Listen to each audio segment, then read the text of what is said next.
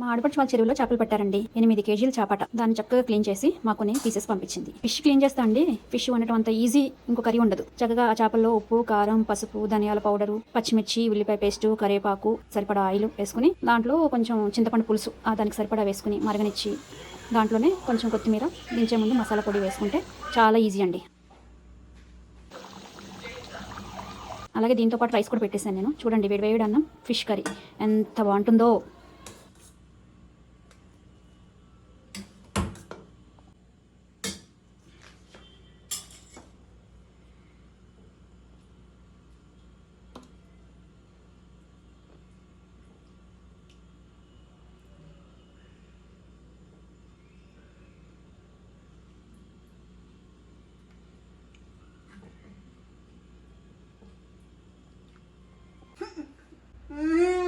తినిపించాలా? ఇదండి మా స్వీటీ పరిస్థితి. తినిపించమంటది అన్ని. పట్టు.